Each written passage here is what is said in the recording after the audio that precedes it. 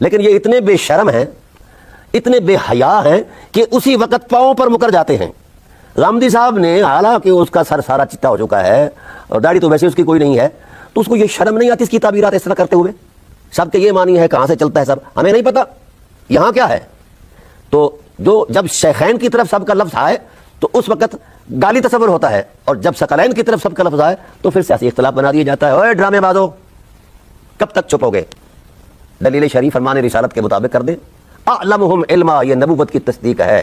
اقدمہم سلما، مقدم بھی علی ہیں اور اعلم بھی علی ہیں، اقدا بھی علی ہیں، احلم بھی علی ہیں اور اہل بیت ہیں۔ جس گھر میں علم نازل ہوتا ہے ان کو نہیں پتا، ٹھیک ہے؟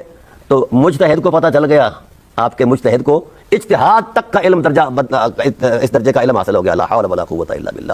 کیوں بے ایمانی پر آپ نے قسم اٹھا رکھی ہے؟ مرنا نہیں ہے، خدا کے خوف سے ڈر جاؤ۔ رسالت کا کیوں مقابلہ کرتے ہو؟ انکار تو تم کر چکے ہو رسالت کا۔ انکار اس وقت تک ناسبی بنتا ہی نہیں جب تک کہ انکار رسالت نہ کرے۔ رسالت کو بطور شیلٹر استعمال کرتا ہے اور قرآن میں وہ تعریف کرتا ہے، یہ اس کی عادت ہے۔ ناسبی ہو قرآن میں تعریف نہ کرے، یہ کیسے ہو سکتا ہے؟ چونکہ وہ یہودی مزاج ہے، اور قرآن کریم نے کو 44 جگہ یہ نشاندہی کی ہے، یحرفون الکلم عن مواضعہ۔ یہ جو یہود ہیں یہ تحریف کرتے تھے اپنی کتابوں کے اندر، معنوی تحریف کرتے تھے، لفظی تحریف کرتے تھے۔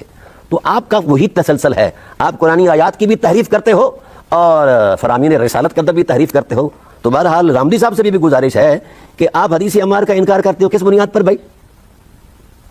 بہت متواتر حدیث ہے، چونکہ آپ کے ماموں اس کی زد میں آتے ہیں، ساری امت اسی پر گواہی دے رہی ہے، اور تم کہہ رہے ہو کہ نہیں جناب اللہ اس کا فلاں سے مروی ہونا ضروری تھا، یا حدیث ولایت کی تعبیریں اپنی کرتے ہو۔ 120 صحابہ جس کے راوی ہیں،